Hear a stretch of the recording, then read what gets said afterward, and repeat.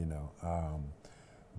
No, I didn't get wrapped up too much into the, you know, our play was like, back in our day, playing, we had to interact with the community. Like, playing was outside. You know, the girls would be doing double dutch and we'll be shooting marbles or, you know, doing whatever we did, you know, playing our things, trying to get their attention to look at us while they was doing double dutch or riding wheelies or, you know, big wheel. That's, you know, that was our play. It wasn't more like the fake type of games and stuff. You know, we had an Atari. I remember Atari, but Space Invaders. Space Invaders and all that good stuff. But no, that wasn't the large part of my childhood.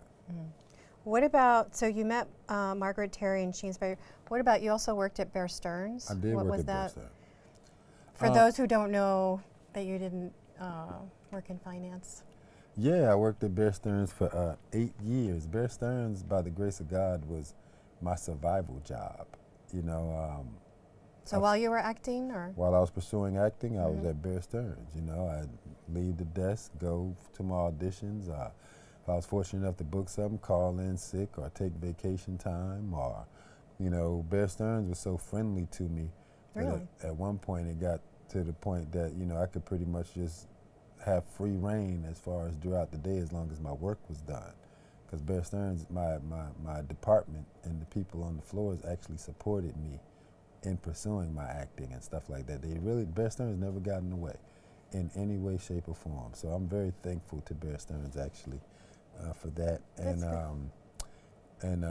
Yeah, it was like my survival job, where somebody may have had a waiter or do security or drive Uber or do whatever they do for their survival job, because you need a survival job while you're pursuing your dream if you want to be conscious or present enough that you can offer yourself without worrying about paying your next bill or worrying about eating your next ramen noodle and tuna. So Bear Stearns was my survival job, and that was a blessed survival job to have. Yeah. So how does someone, okay, you didn't, weren't into comics or whatnot, but you play a comic. One of your roles is for Marvel, right? Yeah. For Turk Barrett in Daredevil and Luke Cage. So how did that come about? And I know, or I hear that Marvel fans, or how are Marvel fans, but also that comic book fans are probably very intense. And do you feel like a responsibility to portray this character to the comic book, or do you kind of give it your own flair? You know, it came about because my agent sent me on an audition. Julie Schubert cast the Marvel products, at least the ones I've been a part of. And Julie Schubert was, you know, she trusted me in the project. As far as researching the character and all, I did a little research to see when he was introduced into the comic book world, saw what his presence was in the comic book world, what he contributed to the world, and then from that I just used my own imagination in my own life and incorporated that in decisions when they say action, you know. Right. Just having fun, you know. It's not really a serious, heady job. It's, you know, one of those jobs where you gotta, if you're not having fun, the people can't have fun, you know. So you gotta have fun so that the people can have fun. And I'm just out there having fun. Well, that's good. Yeah. But Turk doesn't have, like a lot of the Marvel characters have superpowers, right? And he doesn't have any. I Or mean, does he? he What superpower do you think he should have if he could have one? I mean, he has, you know, he's supposed to be a good street fighter, and he's supposed to be, you know, a good manipulator of information. But, you know, I don't know if they've put that much interest in writing that part for the character, you know, to be honest. I think he plays a particular role right now for the advantage of the other, you know, heroes. You know, Turk is just the guy to come up and break the ice and let people have fun, you know. Yeah, if he had a superpower to have, I'd like to see the you know, it's hard to say. I mean, just to be alive is a superpower, you know what I mean? Just for him to make it through the season without being killed is a superpower, so, yeah, you know. To avoid death. Hey, by any means necessary, baby. What about Full Circle? Love was that that? project. Love Full Circle. Full Circle. You played a bad man.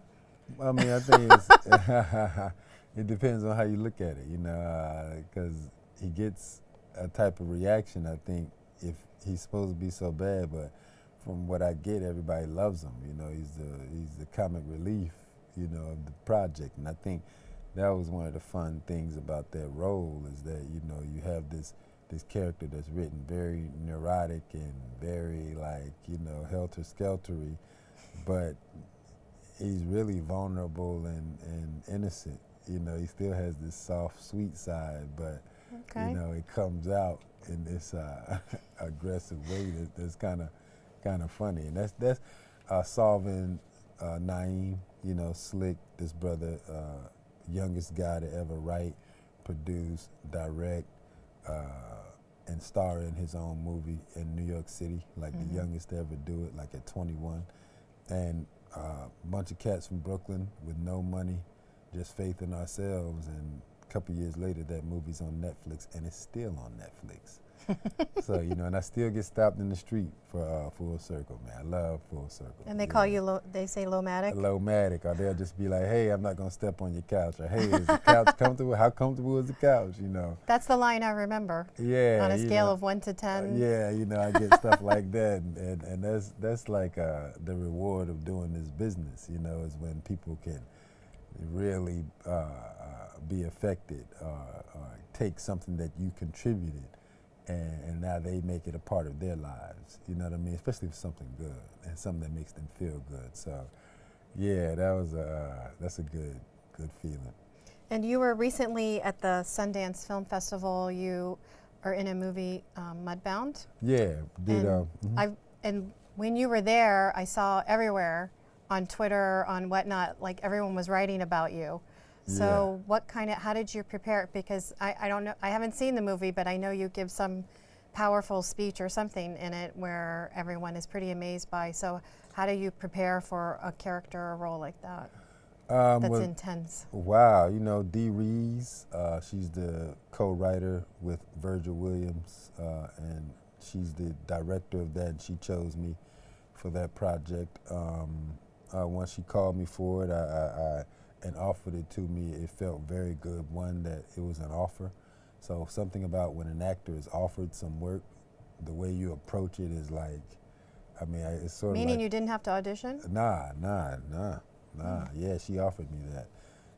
And it's sort of like, you know, when somebody gives you an offer and it's like, I want you, and the things you just put into it, it just makes it that much more like, you know, yes, I'm gonna go all out, you know, even though you go all out anyway, but when somebody offers you something, it's just, it's Had you worked like with her before, or she just saw you?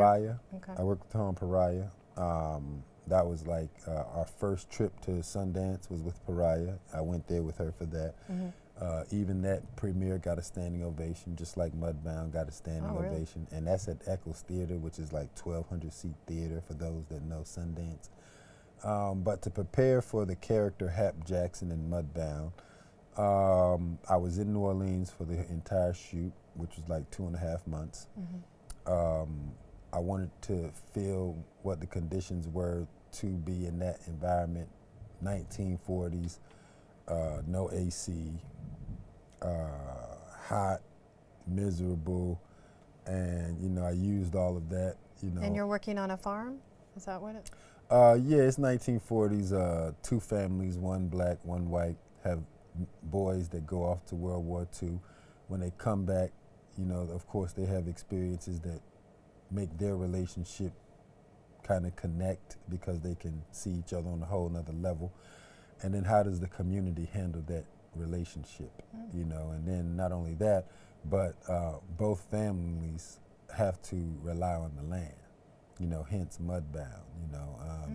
And then how the land is that crucial for their survival, and how relationships and friendships and love and hate, and, you know, it's a beautiful mix of emotions and framework by Rachel Morrison. You know, she was the cinematographer. It's based on a book by Hillary Jordan called Mudbound. You know, it just has a strong team around it, and the material is strong and beautiful, and I think it'll be very necessary for today's current environment.